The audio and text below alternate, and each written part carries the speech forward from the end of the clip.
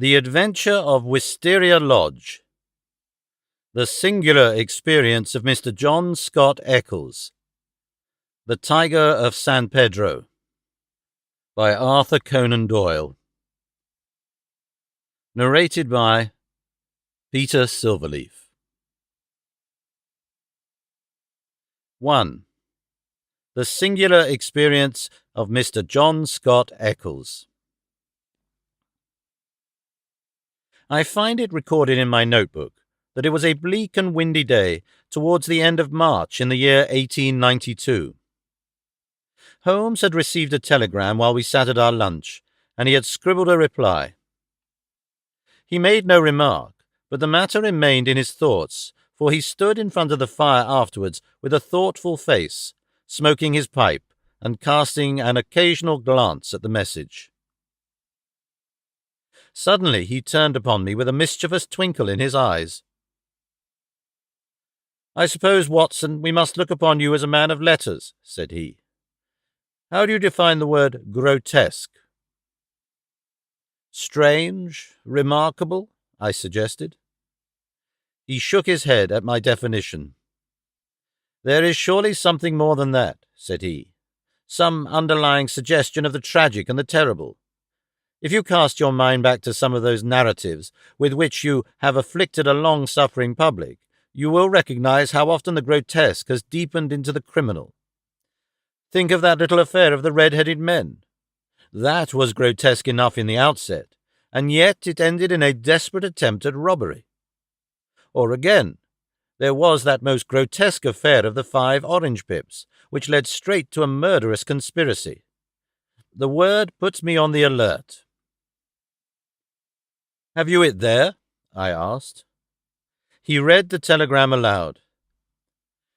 "Have just had most incredible and grotesque experience. May I consult you? Scott Eccles, Post Office, Charing Cross." "Man or woman?" I asked. "Oh, man, of course. No woman would ever send a reply-paid telegram. She would have come." "Will you see him?" "My dear Watson, you know how bored I have been since we locked up Colonel Carruthers. My mind is like a racing engine tearing itself to pieces because it is not connected up with the work for which it was built. Life is commonplace. The papers are sterile. Audacity and romance seem to have passed forever from the criminal world.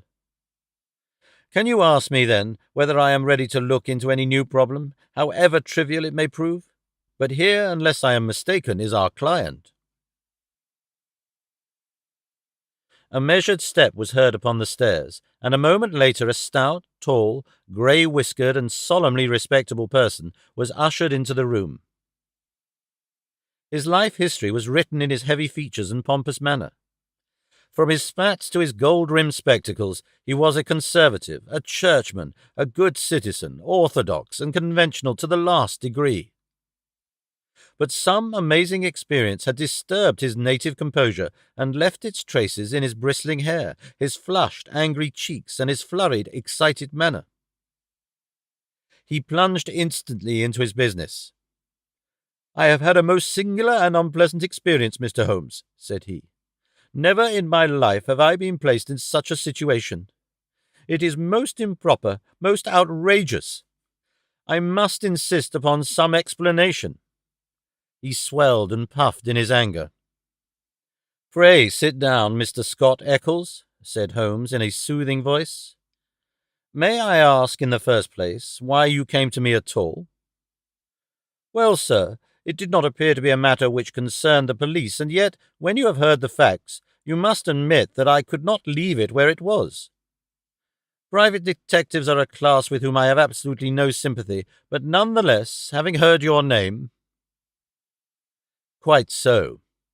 But in the second place, why did you not come at once?" Holmes glanced at his watch. "It is 2:15, he said. "Your telegram was dispatched about 1.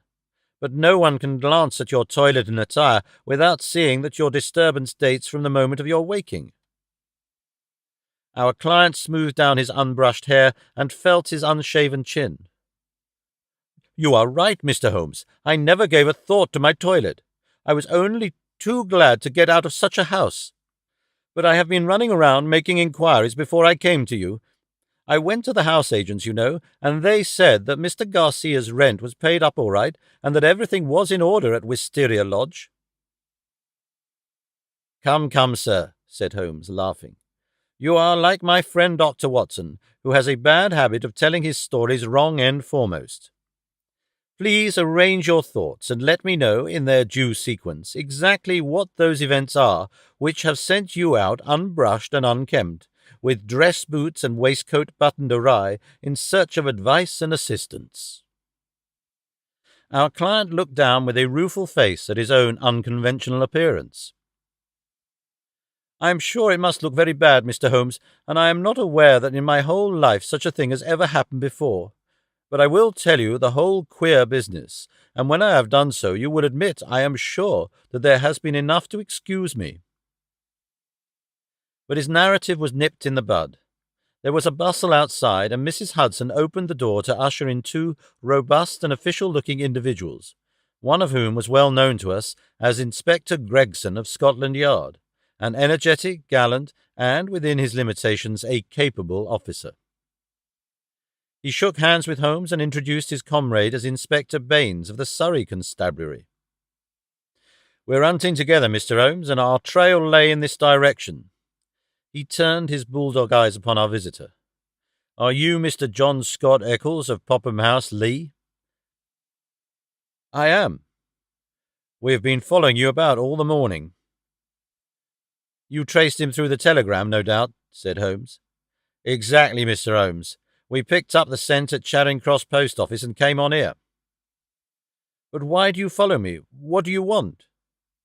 "We wish a statement, Mr. Scott Eccles, as to the events which led up to the death last night of Mr. Aloysius Garcia of Wisteria Lodge near Esher."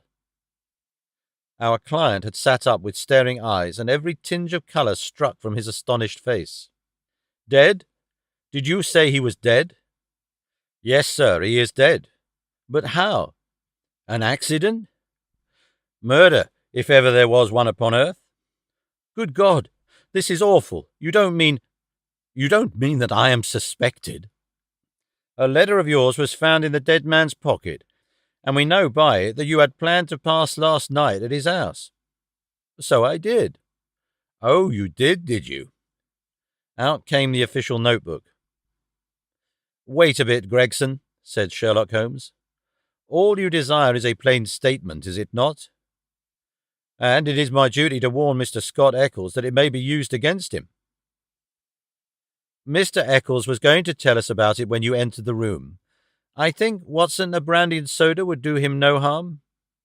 Now, sir, I suggest that you take no notice of this addition to your audience, and that you proceed with your narrative exactly as you would have done had you never been interrupted." Our visitor had gulped off the brandy, and the colour had returned to his face.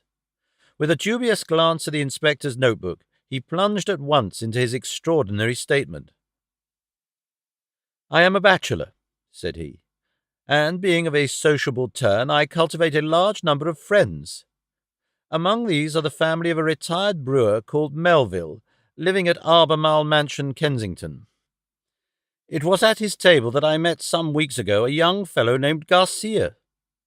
He was, I understood, of Spanish descent and connected in some way with the embassy. He spoke perfect English, was pleasing in his manners, and as good-looking a man as ever I saw in my life. In some way we struck up quite a friendship, this young fellow and I. He seemed to take a fancy to me from the first, and within 2 days of our meeting he came to see me at Lee.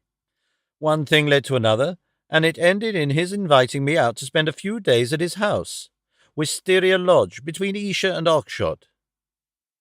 Yesterday evening I went to Esher to fulfill this engagement. He had described his household to me before I went there.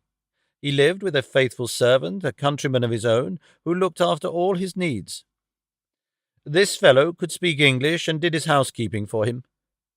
Then there was a wonderful cook, he said, a half-breed, whom he had picked up in his travels, who could serve an excellent dinner.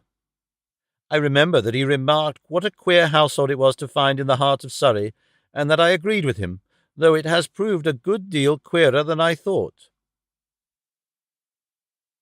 I drove to the place, about 2 miles on the south side of Esher. The house was a fair-sized one, standing back from the road, with a curving drive which was banked with high evergreen shrubs. It was an old tumble-down building in a crazy state of disrepair.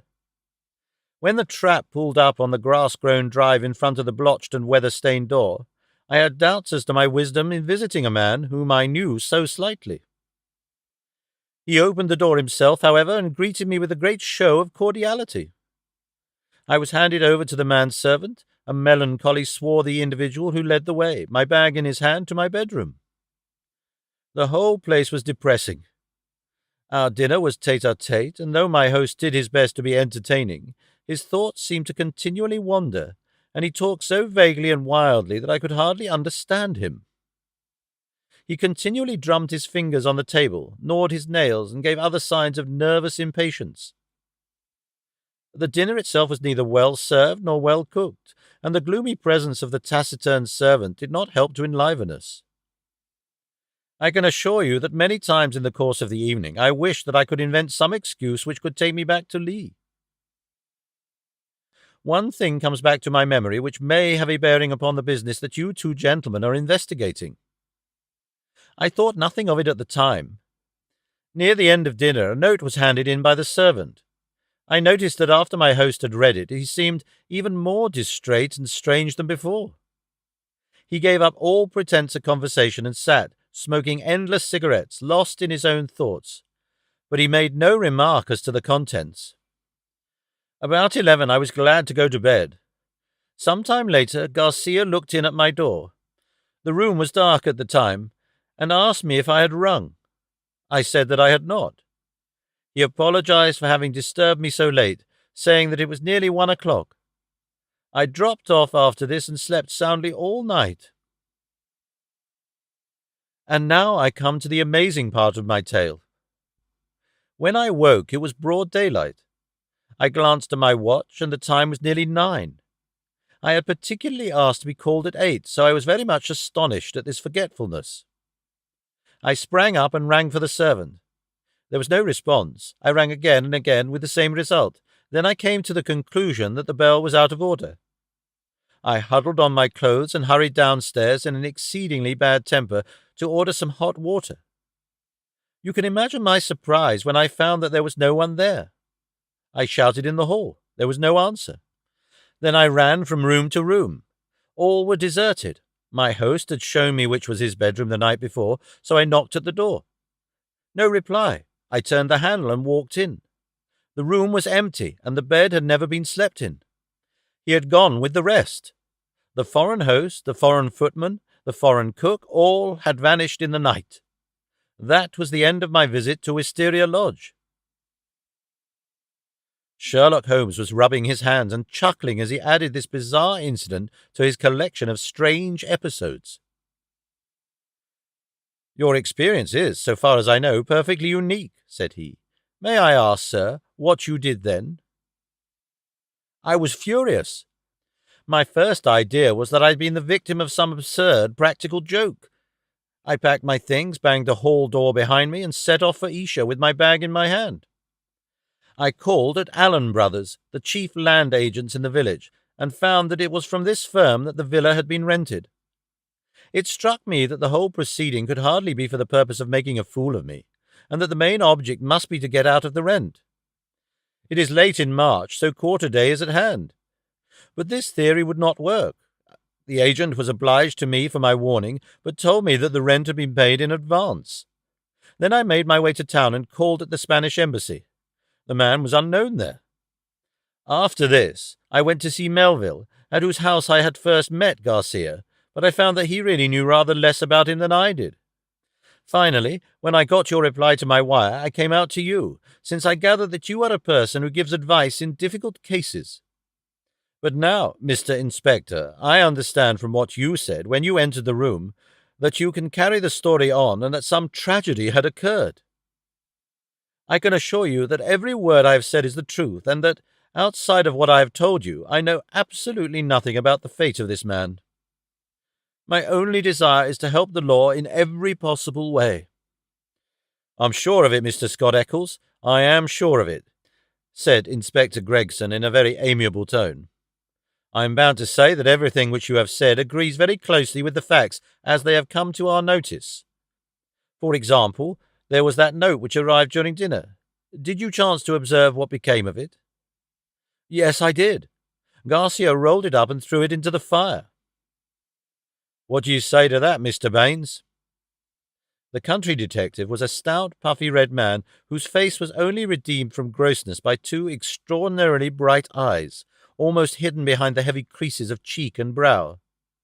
With a slow smile he drew a folded and discoloured scrap of paper from his pocket. It was in the dog grate, Mr. Holmes, and he overpitched it. I picked this out unburned from the back of it. Holmes smiled his appreciation. You must have examined the house very carefully to find a single pellet of paper. I did, Mr. Holmes. It's my way. Shall I read it, Mr. Gregson? The Londoner nodded. The note is written upon ordinary cream-laid paper without watermark. It is a quarter sheet. The paper is cut off in two snips with a short bladed scissors. It has been folded over 3 times and sealed with purple wax, put on hurriedly and pressed down with some flat oval object. It is addressed to Mr. Garcia, Wisteria Lodge. It says, Our own colours, green and white. Green open, white shut.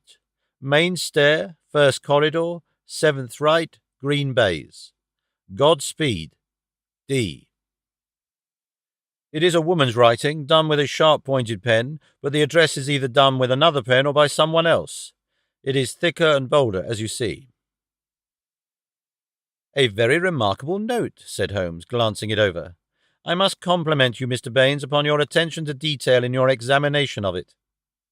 A few trifling points might perhaps be added. The oval seal is undoubtedly a plain sleeve link. What else is of such a shape? The scissors were bent nail scissors, short as the 2 snips are.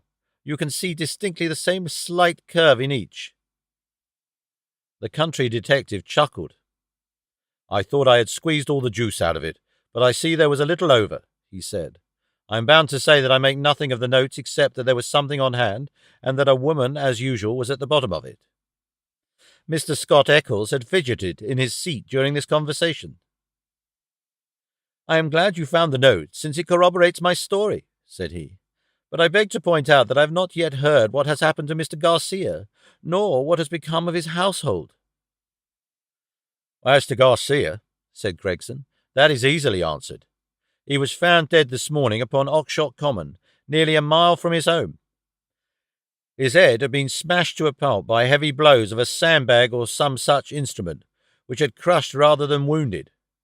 It is a lonely corner, and there is no house within a quarter of a mile of the spot. He had apparently been struck down first from behind, but his assailant had gone on beating him long after he was dead. It was a most furious assault. There are no footsteps nor any clue to the criminals. Robbed? No, there was no attempt at robbery. This is very painful and terrible, said Mr. Scott Eccles in a querulous voice, but it is really uncommonly hard on me. I had nothing to do with my host going off upon a nocturnal excursion and meeting so sad an end. How do I come to be mixed up with the case? Very simply, sir, Inspector Baines answered. The only document found in the pocket of the deceased was a letter from you saying that you would be with him on the night of his death. It was the envelope of this letter which gave us the dead man's name and address. It was after 9 this morning when we reached his house and found neither you nor anyone else inside it. I wired to Mr. Gregson to run you down in London while I examined Wisteria Lodge. Then I came into town, joined Mr. Gregson, and here we are. I think now, said Gregson, rising, we had best put this matter into an official shape. You will come round with us to the station, Mr. Scott Eccles, and let us have your statement in writing. Certainly, I will come at once. But I retain your services, Mr. Holmes. I desire you spare no expense and no pains to get at the truth. My friend turned to the country inspector. I suppose that you have no objection into my collaborating with you, Mr. Baines? Highly honoured, sir, I'm sure. You appear to have been very prompt and businesslike in all that you have done. Was there any clue, may I ask, as to the exact hour that the man met his death? He had been there since 1 o'clock. There was rain about that time, and his death had certainly been before the rain. But that is perfectly impossible, Mr. Baines, cried our client. His voice is unmistakable. I could swear to it that it was he who addressed me in my bedroom at that very hour.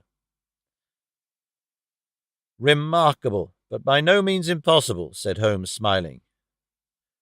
You have a clue? Asked Gregson. On the face of it, the case is not a very complex one, though it certainly presents some novel and interesting features. A further knowledge of facts is necessary before I would venture to give a final and definite opinion. By the way, Mr. Baines, did you find anything remarkable besides this note in your examination of the house? The detective looked at my friend in a singular way.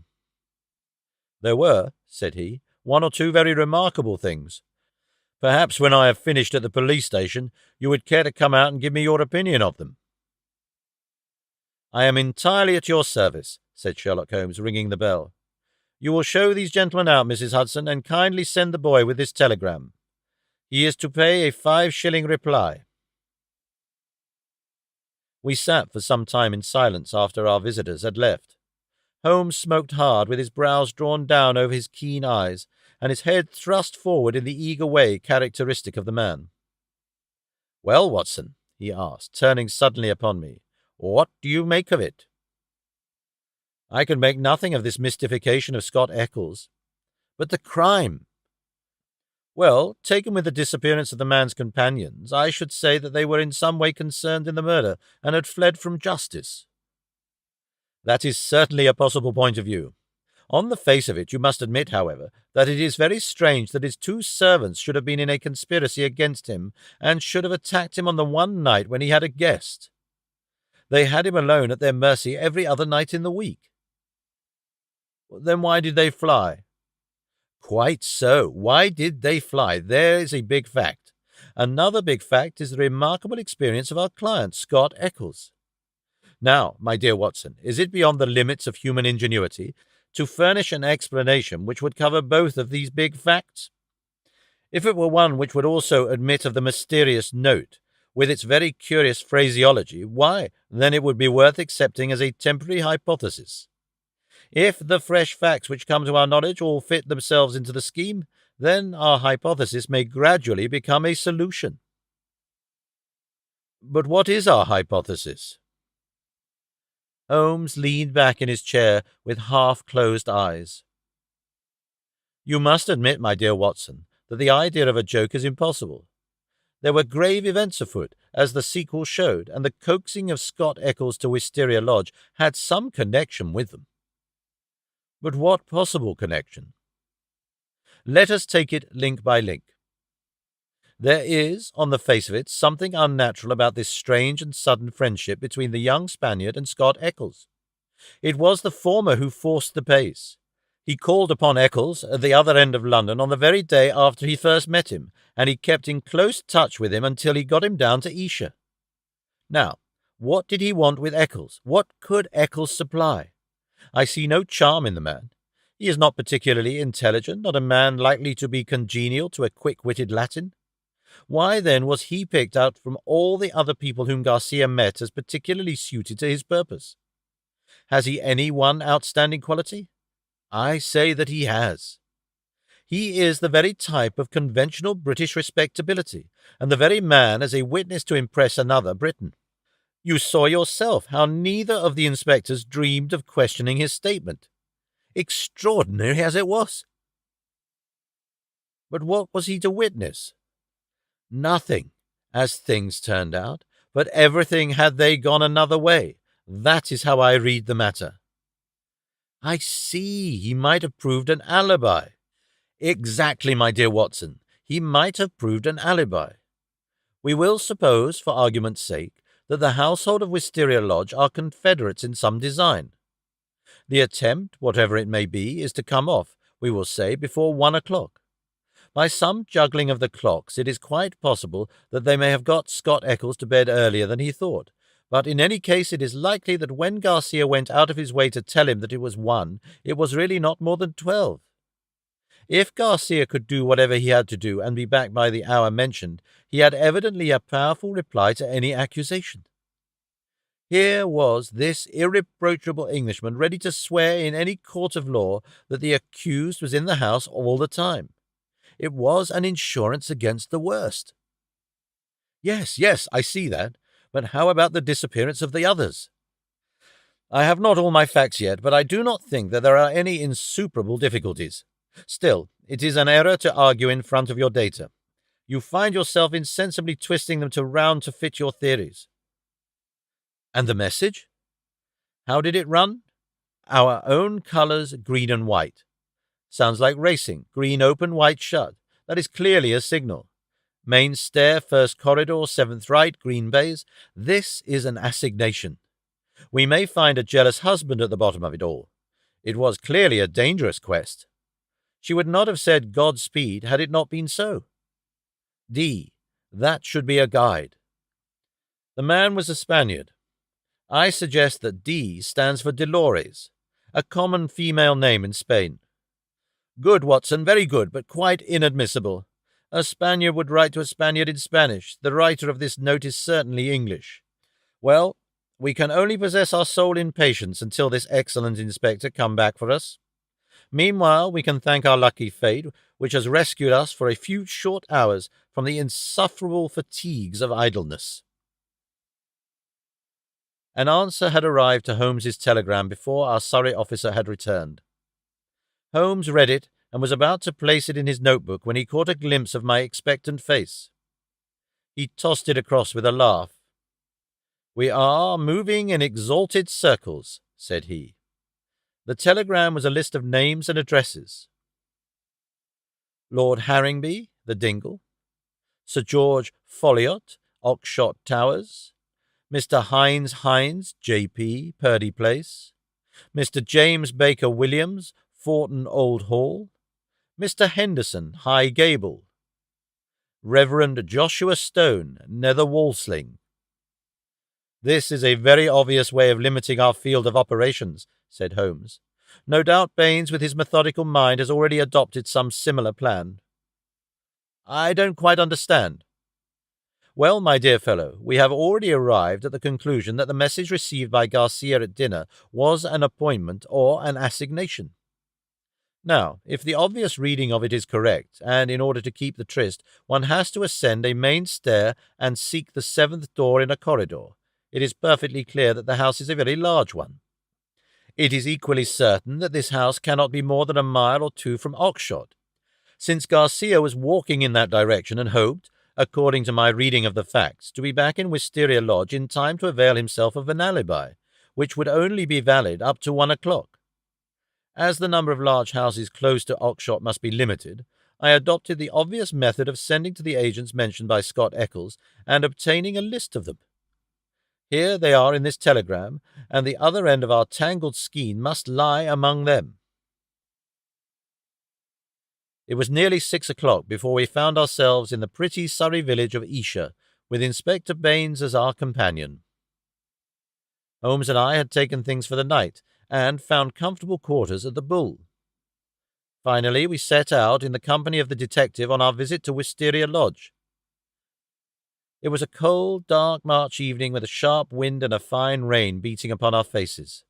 A fit setting for the wild common over which our road passed, and the tragic goal to which it led us. 2. The Tiger of San Pedro.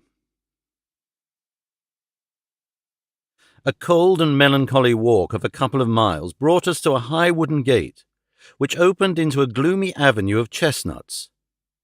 The curved and shadowed drive led us to a low, dark house, pitch black against a slate-coloured sky. From the front window, upon the left of the door, there peeped a glimmer of a feeble light. "There's a constable in possession," said Baines. "I'll knock at the window."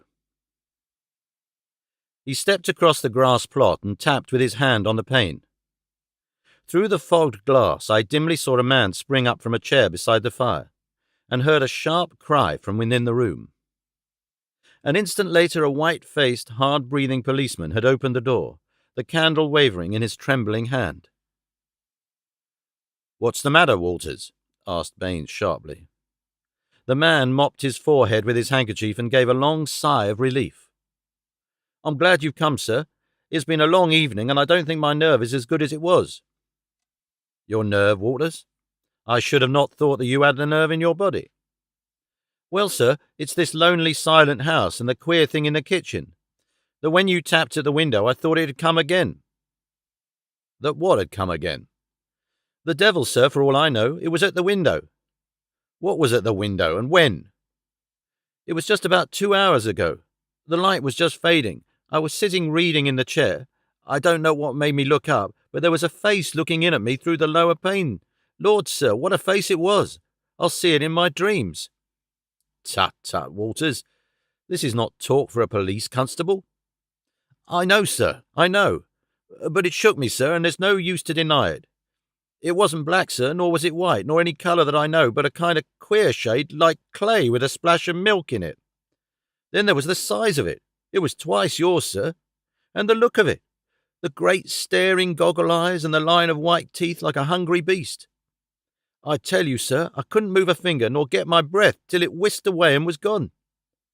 Out I ran and through the shrubbery, but thank God there was no one there." "If I didn't know you were a good man, Walters, I should put a black mark against you for this. If it were the devil himself, a constable on duty should never thank God that he could not lay his hands upon him. I suppose the whole thing is not a vision and a touch of nerves." "That, at least, is very easily settled," said Holmes, lighting his little pocket lantern. "Yes," he reported, after a short examination of the grass bed. "A number 12 shoe, I should say. If he was all on the same scale as his foot, he must certainly have been a giant." "What became of him?" "He seems to have broken through the shrubbery and made for the road." "Well," said the inspector with a grave and thoughtful face, "whoever it may have been, and whatever he may have wanted, he's gone for the present, and we have more immediate things to attend to. Now, Mr. Holmes, with your permission, I will show you round the house." The various bedrooms and sitting rooms had yielded nothing to a careful search.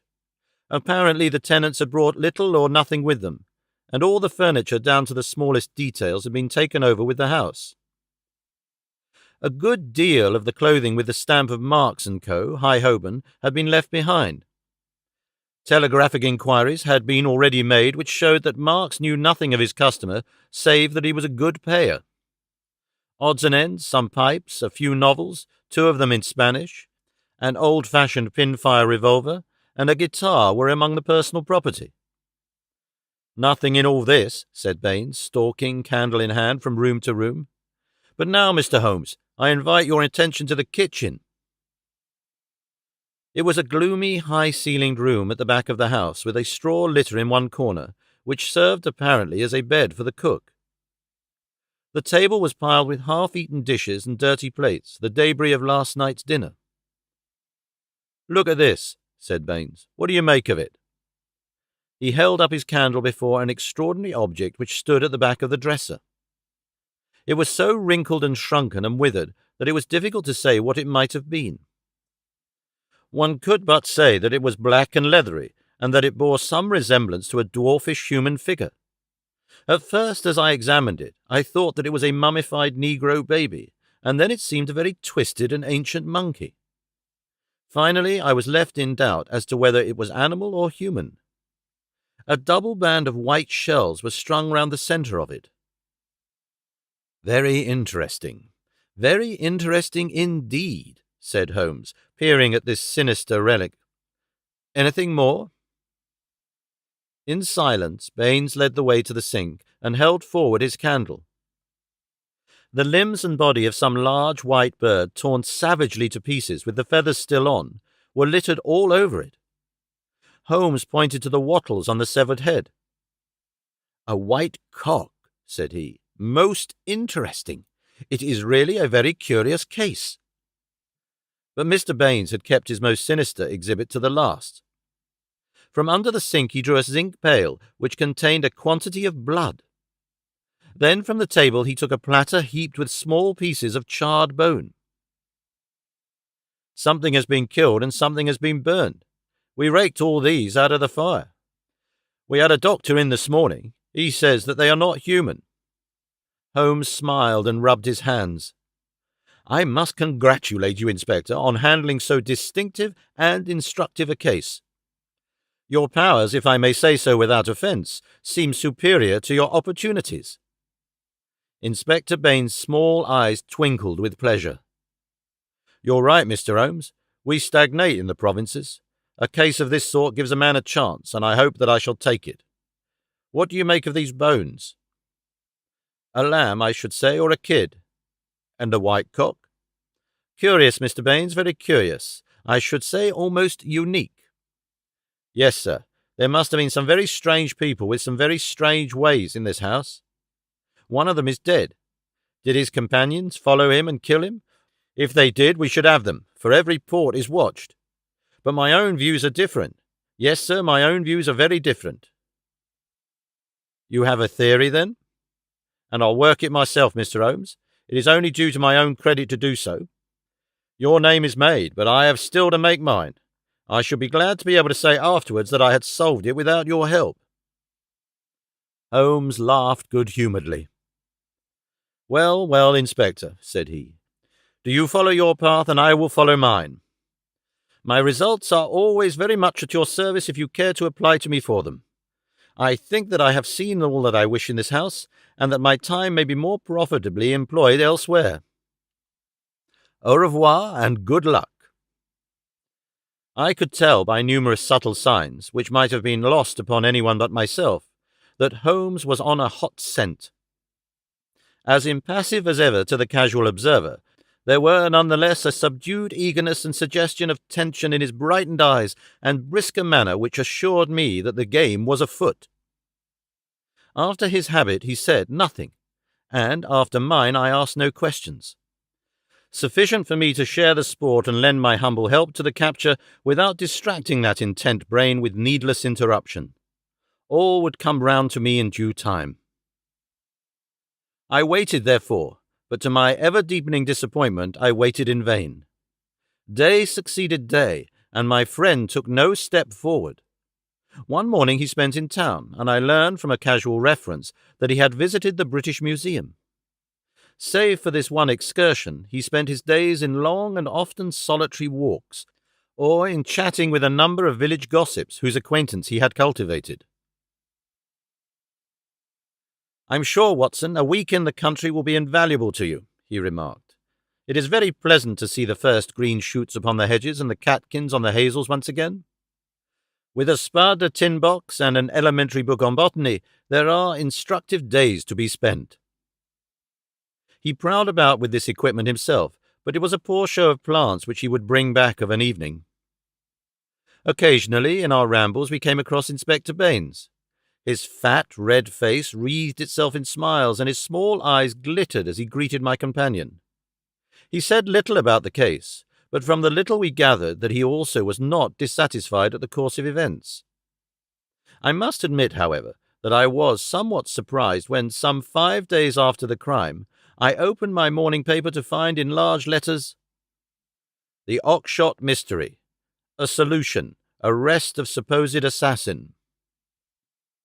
Holmes sprang in his chair as if he had been stung when I read the headlines.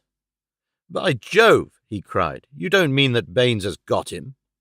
"Apparently," said I as I read the following report. "Great excitement was caused in Esher and the neighbouring district when it was learned late last night that an arrest had been effected in connection with the Oxshott murder. It will be remembered that Mr. Garcia of Wisteria Lodge was found dead on Oxshott Common, his body showing signs of extreme violence, and that on the same night his servant and his cook fled, which appeared to show their participation in the crime.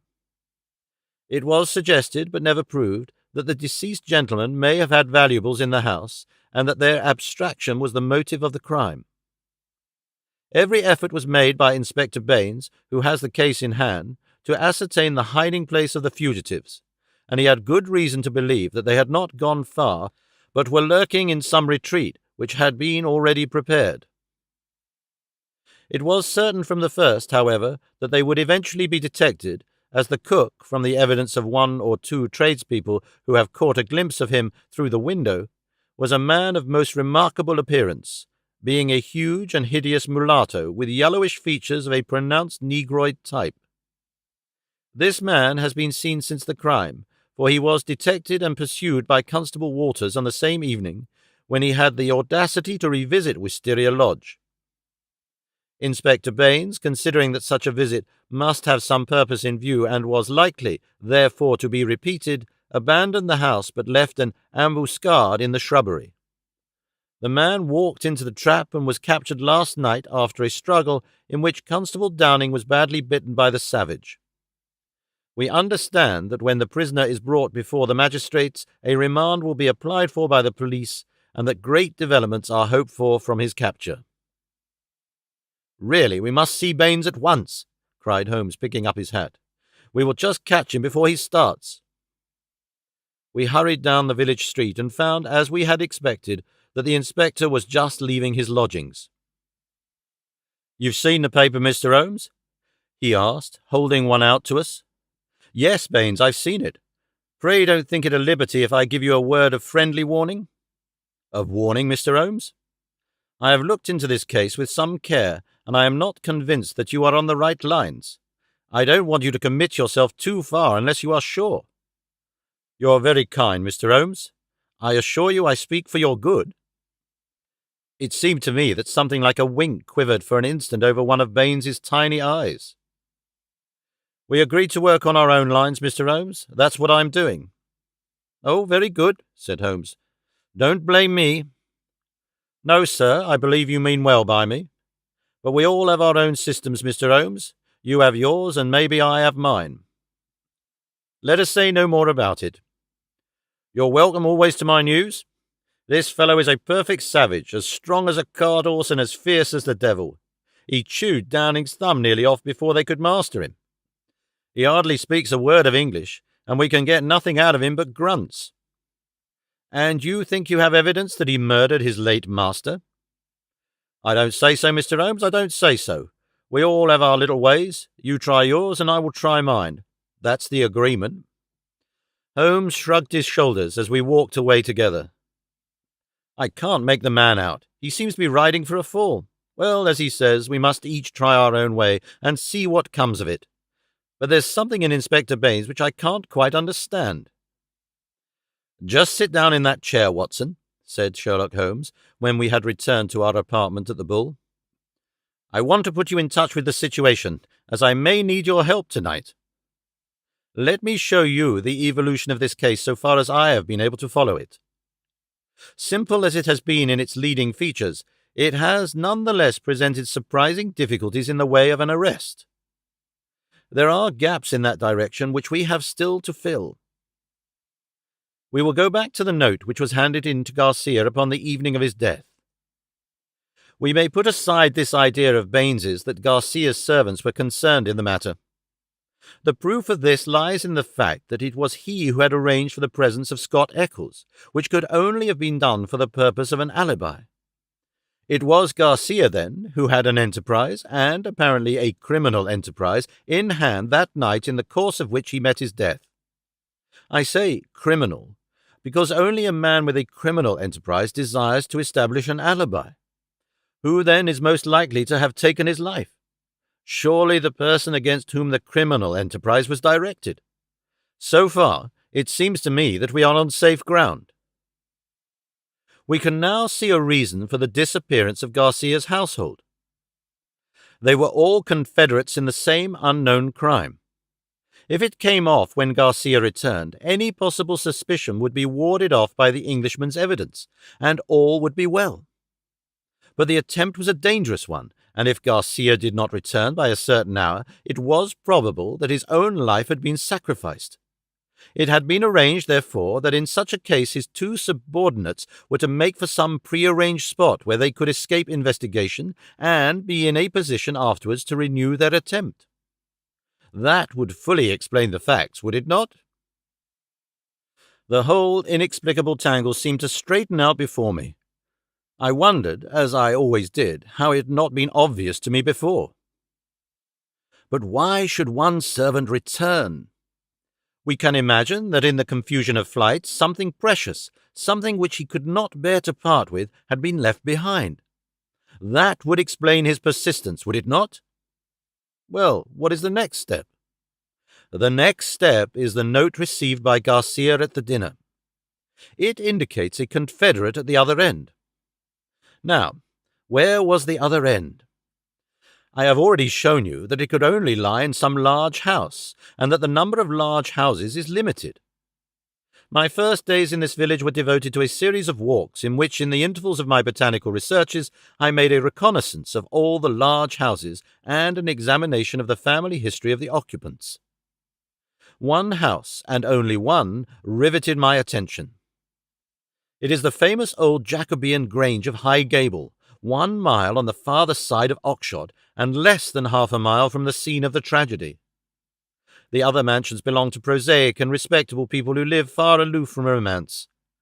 But Mr. Henderson of High Gable was, by all accounts, a curious man to whom curious adventures might befall. I concentrated my attention, therefore, upon him and his household. A singular set of people, Watson. The man himself the most singular of them all.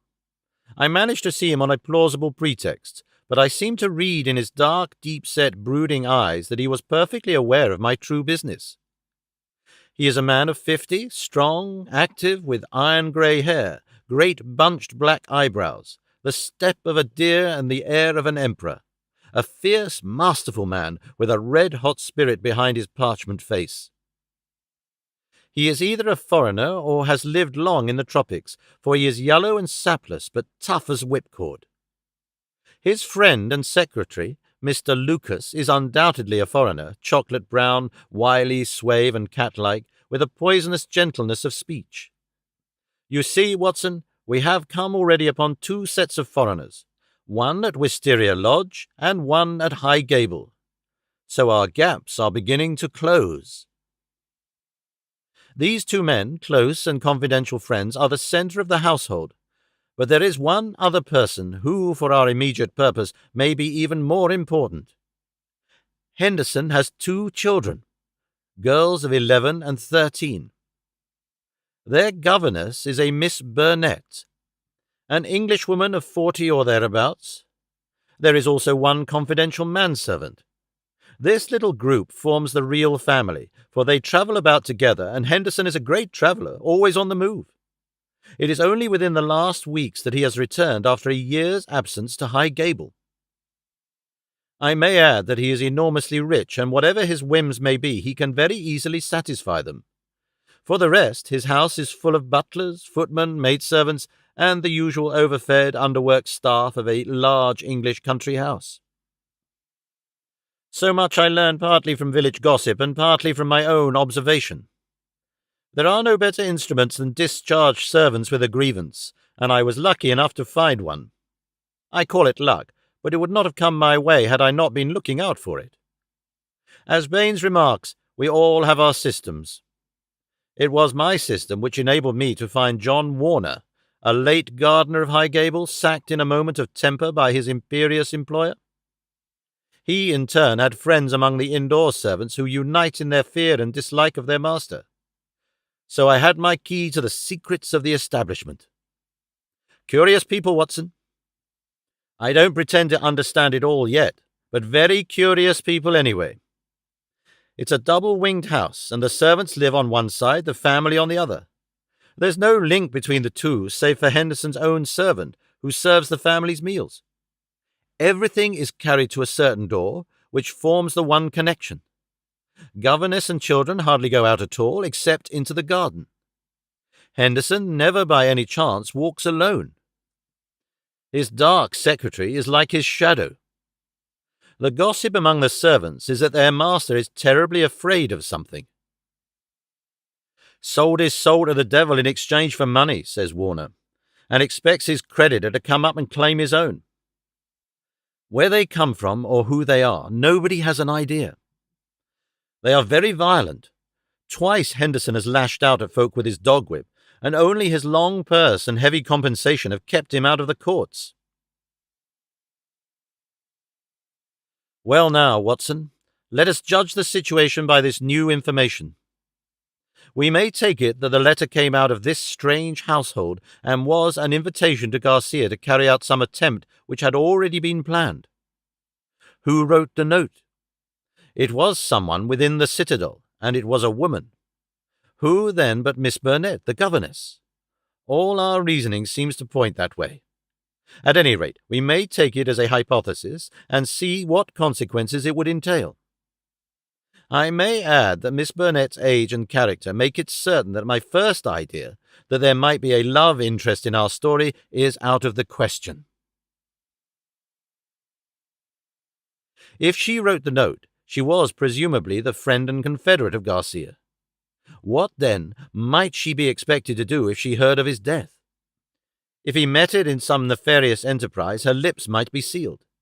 Still, in her heart, she must retain bitterness and hatred against those who had killed him, and would, presumably, help so far as she could to have revenge upon them. Could we see her then and try to use her? That was my first thought. But now we come to a sinister fact. Miss Burnett has not been seen by any human eye since the night of the murder. From that evening she has utterly vanished. Is she alive? Has she perhaps met her end on the same night as the friend whom she had summoned? Or is she merely a prisoner? There is the point which we still have to decide. You will appreciate the difficulty of the situation, Watson. There is nothing upon which we can apply for a warrant. Our whole scheme might seem fantastic if laid before a magistrate. The woman's disappearance counts for nothing, since in that extraordinary household any member of it might be invisible for a week. And yet she may at the present moment be in danger of her life. All I can do is to watch the house and leave my agent, Warner, on guard at the gates. We can't let such a situation continue. If the law can do nothing, we must take the risk ourselves. What do you suggest?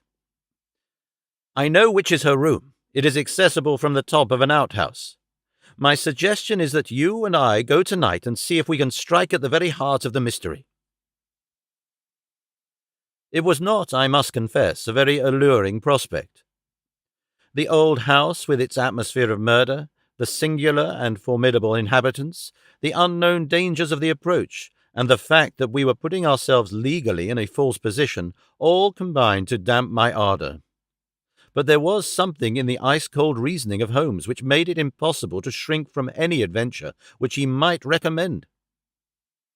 One knew that thus, and only thus, could a solution be found. I clasped his hand in silence, and the die was cast. But it was not destined that our investigation should have so adventurous an ending. It was about 5 o'clock, and the shadows of the March evening were beginning to fall, when an excited rustic rushed into our room. "They've gone, Mr. Holmes. They went by the last train. The lady broke away, and I've got her in a cab downstairs." "Excellent, Warner," cried Holmes, springing to his feet. "Watson, the gaps are closing rapidly." In the cab was a woman, half collapsed from nervous exhaustion. She bore upon her aquiline and emaciated face the traces of some recent tragedy. Her head hung listlessly upon her breast, but as she raised it and turned her dull eyes upon us, I saw that her pupils were dark dots in the centre of the broad grey iris. She was drugged with opium. "I watched at the gate, same as you advised, Mr. Holmes," said our emissary, the discharged gardener. "When the carriage came out, I followed it to the station. She was like one walking in her sleep, but when they tried to get her into the train, she came to life and struggled. They pushed her into the carriage. She fought her way out again. I took her part, got her into a cab, and here we are. I shan't forget the face at that carriage window as I led her away. I'd have a short life if he had his way, the black-eyed, scowling yellow devil." We carried her upstairs, laid her on the sofa, and a couple of cups of the strongest coffee soon cleared her brain from the mists of the drug. Baines had been summoned by Holmes, and the situation rapidly explained to him. "Why, sir, you've got me the very evidence I want," said the inspector warmly, shaking my friend by the hand. "I was on the same scent as you from the first." "What? You were after Henderson?" "Why, Mr. Holmes, when you were crawling in the shrubbery at High Gable, I was up one of the trees in the plantation and saw you down below. It was just who would get his evidence first. Then why did you arrest the mulatto? Baines chuckled. I was sure Henderson, as he calls himself, felt that he was suspected, and that he would lie low and make no move so long as he thought he was in any danger. I arrested the wrong man to make him believe that our eyes were off him. I knew he would be likely to clear off then and give us a chance of getting at Miss Burnett. Holmes laid his hand upon the inspector's shoulder. You will rise high in your profession. You have instinct and intuition, said he. Baines flushed with pleasure. I've had a plainclothes man waiting at the station all the week. Wherever the Highgable folk go, he will keep them in sight. But he must have been hard put to it when Miss Burnett broke away. However, your man picked her up, and it all ends well. We can't arrest without her evidence, that is clear, so the sooner we get a statement, the better. Every minute she gets stronger, said Holmes, glancing at the governess. But tell me, Baines, who is this man Henderson? Henderson, the inspector answered, is Don Murillo, once called the Tiger of San Pedro. The Tiger of San Pedro. The whole history of the man came back to me in a flash. He had made his name as the most lewd and bloodthirsty tyrant that had ever governed any country with a pretence of civilization. Strong, fearless, and energetic, he had sufficient virtue to enable him to impose his odious vices upon a cowering people for 10 or 12 years. His name was a terror through all Central America. At the end of that time there was a universal rising against him. But he was as cunning as he was cruel, and at the first whisper of coming trouble he had secretly conveyed his treasures aboard a ship which was manned by devoted adherents. It was an empty palace which was stormed by the insurgents next day. The dictator, his 2 children, his secretary, and his wealth had all escaped them. From that moment he had vanished from the world, and his identity had been a frequent subject for comment in the European press. Yes, sir, Don Murillo, the Tiger of San Pedro, said Baines. If you look it up, you will find that the San Pedro colours are green and white, same as in the note, Mr. Holmes. Henderson, he called himself, but I traced him back. Paris and Rome and Madrid to Barcelona, where his ship came in 86. They've been looking for him all the time for their revenge, but it is only now that they have begun to find him out. They discovered him a year ago, said Miss Burnett, who had sat up and was now intently following the conversation. Once already his life has been attempted, but some evil spirit shielded him. Now again, it is the noble, chivalrous Garcia who has fallen, while the monster goes safe. But another will come, and yet another, until some day justice will be done. That is as certain as the rise of tomorrow's sun. Her thin hands clenched, her worn face blanched with the passion of her hatred. But how come you into this matter, Miss Burnett? Asked Holmes. How can an English lady join in such a murderous affair? I join in it because there is no other way in the world by which justice can be gained. What does the law of England care for the rivers of blood shed years ago in San Pedro, or for the shipload of treasure which this man has stolen? To you they are like crimes committed in some other planet. But we know. We have learned the truth in sorrow and in suffering. To us there is no fiend in hell like Juan Murillo, and no peace in life while his victims still cry for vengeance. No doubt, said Holmes. He was, as you say. I have heard that he was atrocious. But how are you affected? I will tell you it all.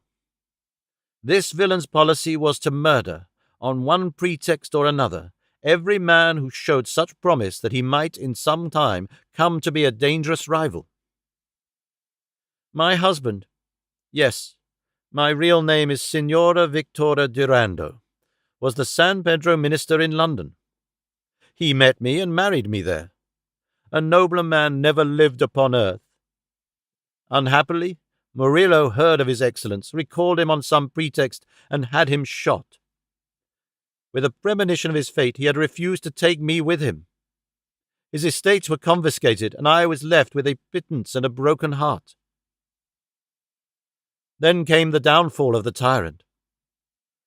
He escaped, as you have just described, But the many whose lives he had ruined, whose nearest and dearest had suffered torture and death at his hands, would not let the matter rest. They banded themselves into a society which should never be dissolved until the work was done. It was my part, after we had discovered in the transformed Henderson the fallen despot, to attach myself to his household and keep the others in touch with his movements.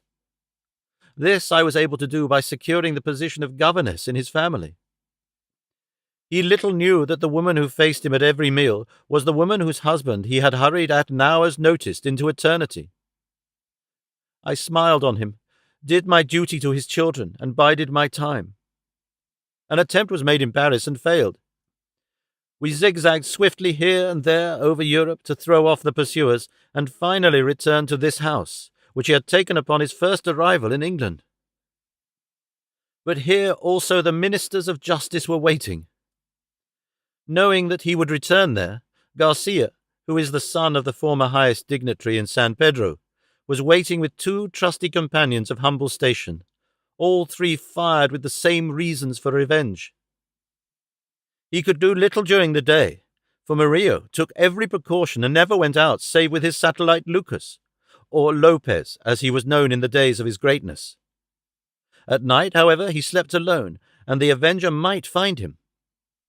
On a certain evening, which had been prearranged, I sent my friend final instructions, for the man was forever on the alert and continually changed his room.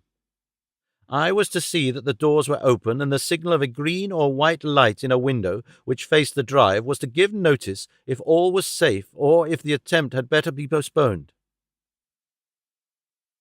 But everything went wrong with us. In some way I had excited the suspicion of Lopez, the secretary. He crept up behind me and sprang upon me just as I had finished the note. He and his master dragged me to my room and held judgment upon me as a convicted traitress. Then and there they would have plunged their knives into me could they have seen how to escape the consequences of the deed. Finally, after much debate, they concluded that my murder was too dangerous. But they determined to get rid forever of Garcia. They had gagged me, and Murillo twisted my arm round until I gave him the address. I swear that he might have twisted it off had I understood what it would mean to Garcia. Lopez addressed the note which I had written, sealed it with his sleeve link, and sent it by the hand of the servant, Jose. How they murdered him I do not know, save that it was Murillo's hand who struck him down, for Lopez had remained to guard me. I believe he must have waited among the gorse bushes through which the path winds and struck him down as he passed. At first they were of a mind to let him enter the house and to kill him as a detected burglar, but they argued that if they were mixed up in an inquiry their own identity would at once be publicly disclosed, and they would be open to further attacks. With the death of Garcia, the pursuit might cease, since such a death might frighten others from the task. All would now have been well for them had it not been for my knowledge of what they had done. I have no doubt that there were times when my life hung in the balance. I was confined to my room, terrorized by the most horrible threats, cruelly ill-used to break my spirit. See this stab on my shoulder and the bruises from end to end of my arms, and a gag was thrust into my mouth on the one occasion when I tried to call from the window.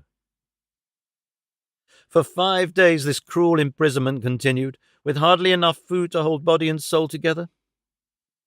This afternoon a good lunch was brought me, but the moment after I took it, I knew that I had been drugged.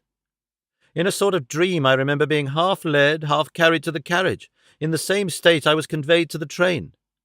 Only then, when the wheels were almost moving, did I suddenly realize that my liberty lay in my own hands. I sprang out. They tried to drag me back. Had it not been for the help of this good man who led me to the cab, I should never have broken away. Now, thank God, I am beyond their power forever. We had all listened intently to this remarkable statement. It was Holmes who broke the silence. "Our difficulties are not over," he remarked, shaking his head. "Our police work ends, but our legal work begins." "Exactly," said I. "A plausible lawyer could make it out as an act of self-defense. There may be 100 crimes in the background, but it is only on this one that they can be tried."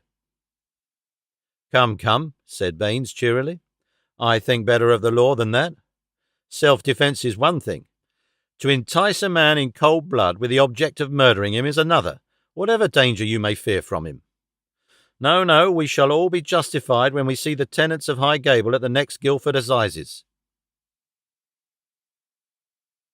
It is a matter of history, however, that a little time was still to elapse before the Tiger of San Pedro should meet with his deserts. Wily and bold, he and his companion threw their pursuer off their track by entering a lodging-house in Edmonton Street, and leaving by the back gate into Curzon Square. From that day they were seen no more in England. Some 6 months afterwards, the Marquess of Montalva and Signor Rulli, his secretary, were both murdered in their rooms at the Hotel Escurial at Madrid. The crime was ascribed to nihilism, and the murderers were never arrested. Inspector Baines visited us at Baker Street with a printed description of the dark face of the secretary and of the masterful features, the magnetic black eyes, and the tufted brows of his master. We could not doubt that justice, if belated, had come at last. "A chaotic case, my dear Watson," said Holmes over an evening pipe. "It will not be possible for you to present in that compact form which is dear to your heart. It covers 2 continents, concerns 2 groups of mysterious persons, and is further complicated by the highly respectable presence of our friend Scott Eccles, whose inclusion shows me that the deceased Garcia had a scheming mind and a well-developed instinct of self-preservation. It is remarkable only for the fact that amid a perfect jungle of possibilities we, with our worthy collaborator, the inspector, have kept our close hold on the essentials, and so been guided along the crooked and winding path. Is there any point which is not quite clear to you?" "The object of the mulatto cook's return?" "I think that the strange creature in the kitchen may account for it. The man was a primitive savage from the backwoods of San Pedro, and this was his fetish. When his companion and he had fled to some prearranged retreat, already occupied no doubt by a confederate, the companion had persuaded him to leave so compromising an article of furniture. But the mulatto's heart was with it, and he was driven back to it next day when, on reconnoitring through the window, he found Policeman Walters in possession. He waited 3 days longer, and then his piety or his superstition drove him to try once more. Inspector Baines, who, with his usual astuteness, had minimized the incident before me, had really recognized its importance and left a trap into which the creature walked. Any other point, Watson?" "The torn bird, the pail of blood, the charred bones, all the mystery of that weird kitchen." Holmes smiled as he turned up an entry in his notebook. "I spent a morning in the British Museum reading up on that and other points. Here is a quotation from Eckermann's Voodooism and the Negroid Religions. The true voodoo worshipper attempts nothing of importance without certain sacrifices which are intended to propitiate his unclean gods. In extreme cases, these rites take the form of human sacrifices followed by cannibalism. The more usual victims are a white cock, which is plucked in pieces alive, or a black goat whose throat is cut and body burned. So you see our savage friend was very orthodox in his ritual. It is grotesque, Watson," Holmes added, as he slowly fastened his notebook, "but as I have had on occasion to remark, there is but one step from the grotesque to the horrible."